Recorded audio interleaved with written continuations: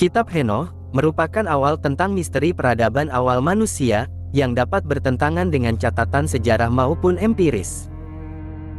Ahli Alkitab dan beberapa arkeolog menganggap kisah yang ada di Kitab Henoh berawal dari nama Ahnu atau Henoh. Henoh ini jika diidentifikasikan dalam Al-Quran adalah Nabi Idris. Dalam catatan sejarah Nabi Idris berada di Timur Tengah yakni daerah Irak kuno. Namun sejarah mengenai asal mula pandangan awal manusia menurut Kitab Henoh, teorinya dapat berseberangan dengan catatan sejarah maupun pandangan catatan agama. Di dalam kitab ini kemungkinan menjelaskan bahwa Nabi Idris hidup di zaman peradaban Anunnaki, atau mungkin saja hidup pada zaman peradaban kuno seperti Lemuria maupun Atlantis.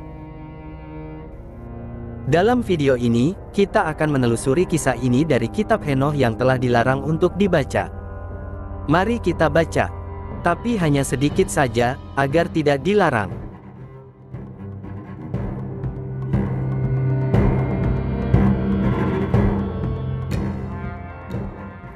Dalam literatur kuno yang diyakini ditulis oleh Henoh, kakek buyut Nabi Nuh, beberapa kisah dalam kitab ini menjelaskan terbentuknya peradaban awal manusia yang sangat berbeda dengan pengetahuan manusia saat ini.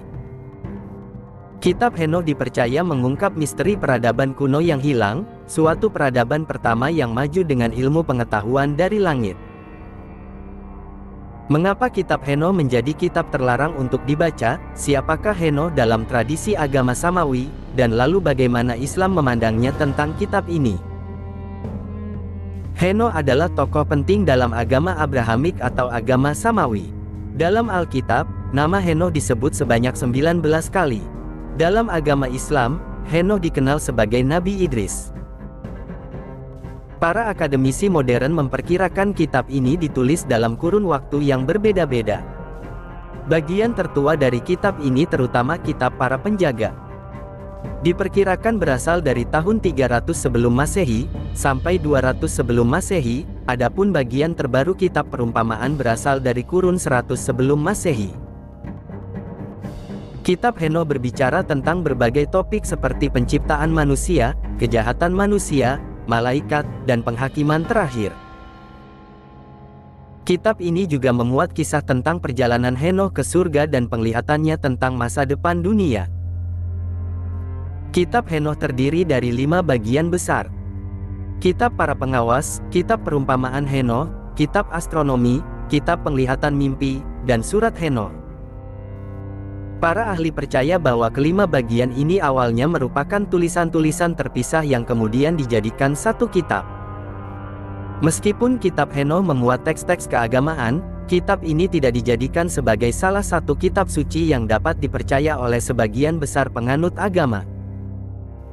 Tradisi Kristen awal menganggap kitab Henoh sebagai bagian dari Alkitab.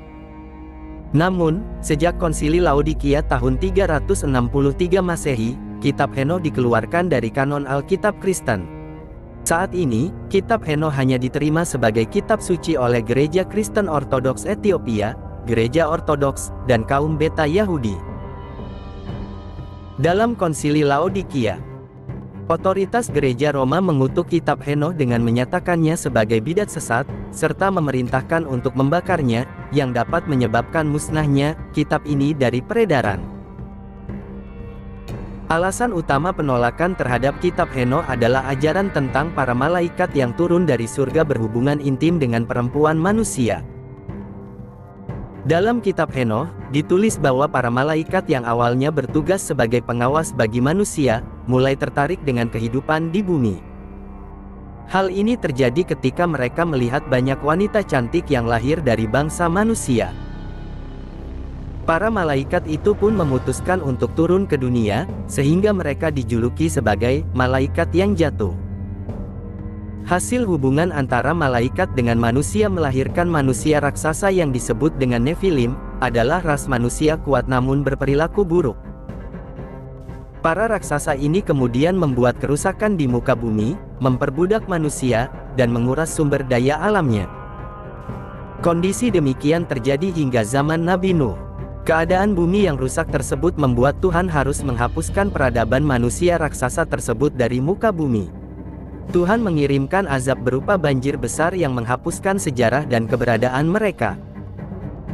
Dalam tafsir kitab Henokh, keberadaan para raksasa sangat mempengaruhi sejarah peradaban kuno umat manusia, terutama mengenai eksistensi dewa-dewa dan makhluk raksasa yang sering muncul dalam kepercayaan zaman dulu, tradisi-tradisi kuno, serta legenda dan mitos di seluruh dunia. Pengaruh ini dapat tercermin dalam berbagai peradaban besar yang berkembang sepanjang sejarah, mulai dari zaman Sumeria, zaman lembah Indus, zaman Mesopotamia, zaman Mesir kuno, zaman Babilonia, peradaban Maya, zaman dinasti China kuno, Yunani kuno, Romawi kuno, dan lainnya.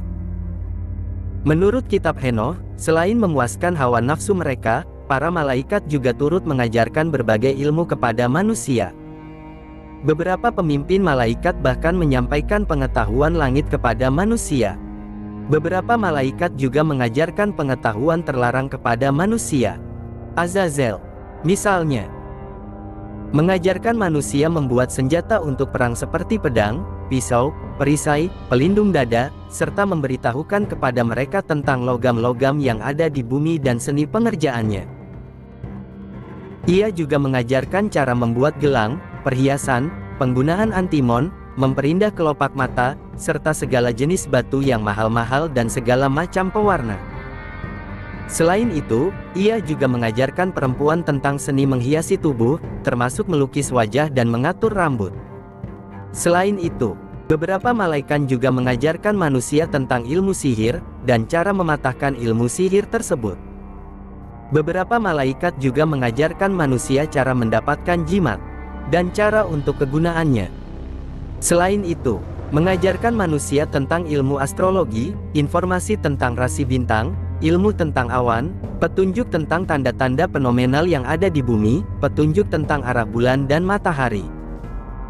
Kecerdasan yang ditularkan oleh para malaikat ini telah menginspirasi kisah-kisah yang menarik dalam kitab Henokh, menjadi sumber inspirasi bagi para penggemar sejarah alternatif dan legenda kuno untuk mengaitkannya dengan peradaban Atlantis dan Lemuria.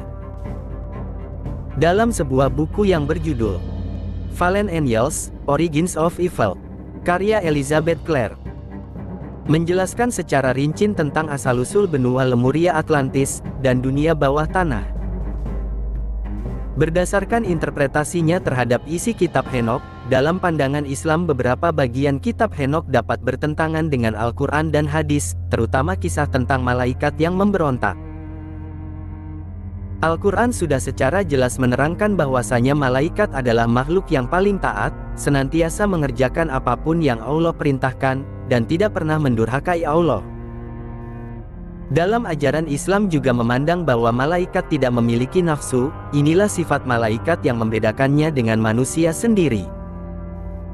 Disebut dengan Nabi Idris, nama asli Nabi Idris alaihi salam adalah Ahnuh, atau Henokh. Pemberian nama Idris dipakai karena banyak mempelajari kitab-kitab dan mushaf Nabi Adam dan Nabi Syeds. Kata Idris sendiri berasal dari bahasa Arab yang artinya pembelajaran, mengajarkan wahyu Allah.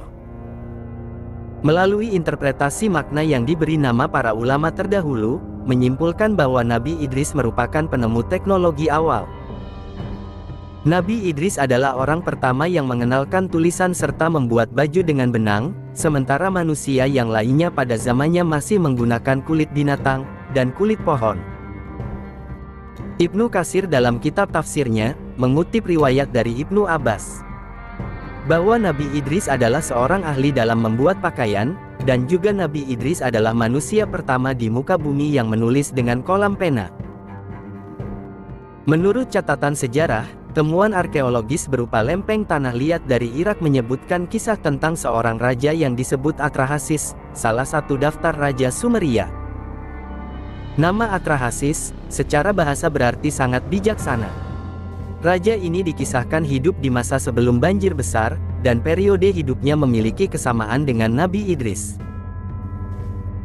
Beberapa ulama menyebutkan bahwa Nabi Idris alaihi salam hidup sekitar tahun 4533 hingga 4188 sebelum Masehi, sezaman dengan peradaban Sumeria. Keterkaitan bangsa Sumeria dengan Nabi Idris semakin terlihat, ketika beberapa penelitian membuktikan bahwa bangsa Sumeria telah mempelajari ilmu perbintangan, untuk mengetahui masa bercocok tanam yang baik. Bangsa Sumeria juga dikenal sebagai peradaban yang mengembangkan sistem penulisan pertama dari kisah Nabi Idris. Dari situ, kita memahami bahwa perkembangan peradaban manusia didapat dari proses belajar manusia itu sendiri, bukan dari makhluk lain di luar bumi seperti malaikat atau makhluk lainnya. Tapi sebaliknya, justru manusia pertama, yaitu Adam, diberikan pengetahuan yang lebih luas oleh Allah daripada para malaikat. Sebagaimana tertulis dalam Quran Surat Al-Baqarah ayat 33. Dia Allah berfirman, "Wahai Adam, beritahukanlah kepada mereka nama-nama benda itu." Setelah dia Adam menyebutkan nama-nama itu, dia berfirman, "Bukankah telah kukatakan kepadamu bahwa aku mengetahui rahasia langit dan bumi, dan aku mengetahui apa yang kamu nyatakan dan apa yang selalu kamu sembunyikan." Setelah tugas dakwahnya selesai, Nabi Idris diwafatkan dalam kondisi yang indah. Riwayat masyhur menyatakan bahwa Nabi Idris diangkat oleh malaikat ke langit dan wafat di langit keempat. Dari kitab ini, meskipun kontroversi dan dianggap terlarang dalam beberapa tradisi agama, namun dari kitab Henokh ini juga mengandung sisi positif dan sisi menariknya, yaitu tentang kisah Henokh perjalanan ke surga, yang diberikan oleh Tuhan tentang ilmu langit untuk melihat masa depan, bahwa suatu saat di masa depan manusia akan menjadi peradaban yang besar, berintelektual dan kemampuan membuat teknologi maju. Dalam konteks Islam, nama Nabi Idris yang berarti pembelajaran atau mengajarkan, menggarisbawahi pentingnya pembelajaran dan pengetahuan dalam kehidupan kita. Meskipun kitab Henokh memiliki pesan-pesan yang dapat diambil sisi positifnya tentang kisah sejarah kehidupan awal manusia, kita juga harus ingat bahwa kitab ini tetap kontroversial, dan dianggap terlarang dalam beberapa tradisi keagamaan. Namun dari sini kita harus lebih percaya pada fakta-fakta sejarah yang telah ditentukan oleh ketentuan agama, yang harus kita teguhkan untuk menjalani hidup yang benar, mencari pengetahuan ilahi, dan mempertahankan iman dan ketaatan kita, sambil mengingatkan bahwa kehidupan dan keselamatan itu tidak akan ada tanpa kehendak Tuhan.